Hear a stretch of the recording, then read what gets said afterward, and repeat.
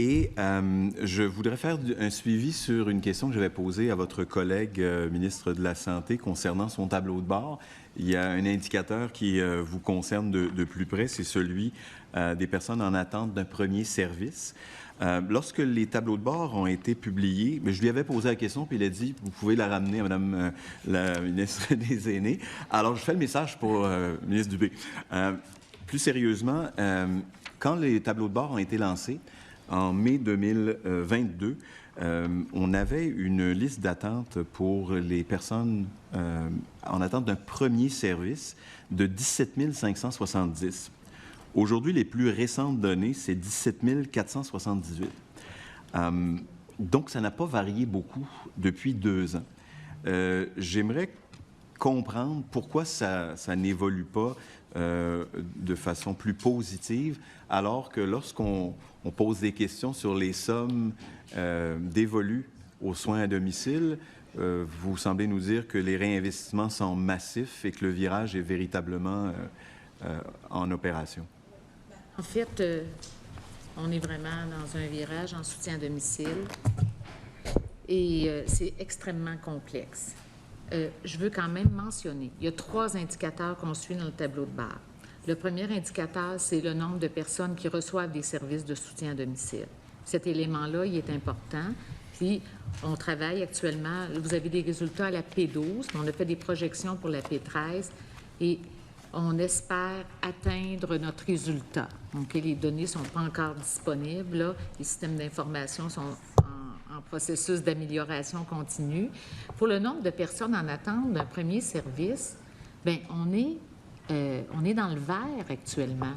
L'année dernière, notre mesure de départ était à 20 562 personnes qui étaient en attente d'un premier service. Notre projection les résultats, je vais aller avec les chiffres là, à peu près là, que vous nous avez dit pour être sûr qu'on se comprenne. Là.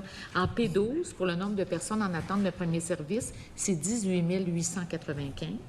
Et quand on regarde, donc on a quand même diminué le nombre de personnes qui sont en attente d'un premier service, l'indicateur est dans le vert, c'est bien indiqué même dans le tableau de bord. Là. Je pense que si vous avez notre tableau de bord, vous le voyez. Et notre projection va être à 17 456. C'est encore beaucoup, c'est vrai, mais c'est en lien avec l'objectif de départ. Donc, cet objectif, on est en mesure de l'atteindre.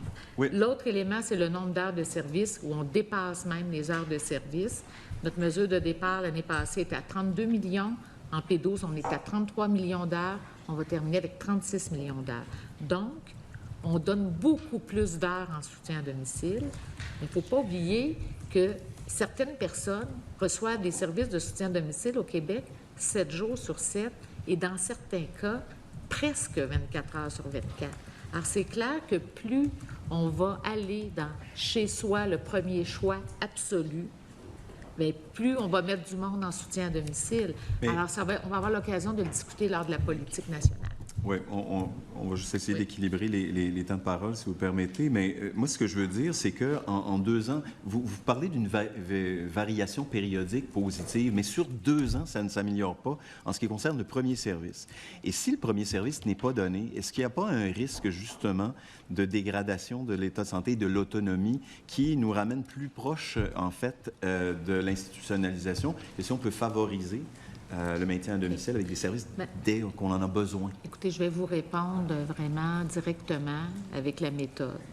En mettant en place ces tableaux de bord en soutien à domicile, je veux quand même mentionner que les tableaux de bord en soutien à domicile n'étaient pas interactifs. Là, c'est quand même assez nouveau qu'on a des tableaux de bord interactifs.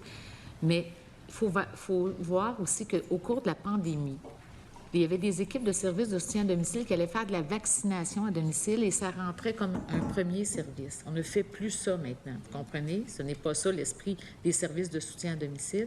Donc, les équipes ont dû revenir à leur cadre de pratique en soutien à domicile.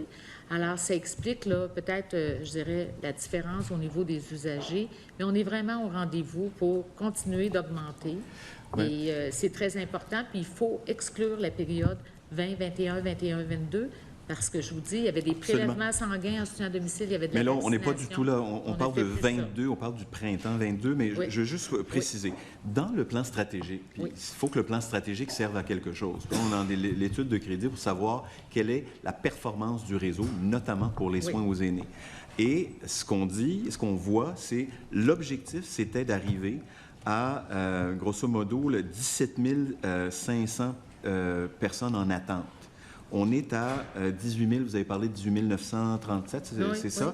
Donc, on a coupé de moitié à peu près par rapport... En fait, on atteint la moitié de l'objectif pour cette année. Mais là, l'année prochaine, l'objectif est encore plus ambitieux. En fait, si à chaque année, sur une période de 4 ans, on n'atteint pas notre objectif, évidemment, on a un problème lorsqu'on veut opérer un virage aussi important que celui du virage à domicile. Si on n'a pas le premier service, on peut s'imaginer que le deuxième et le troisième, qui n'est pas plus avantageux, non? Non, mais cet indicateur-là, il est important, là, puis il est primordial, c'est clair, vous avez tout à fait raison, mais je veux quand même vous dire, on atteint notre objectif cette année. On l'atteint. La mesure de départ, là, était à 20 562 personnes en attente. Exact. On va terminer l'année en P13. C'est une projection avec 17 456 personnes.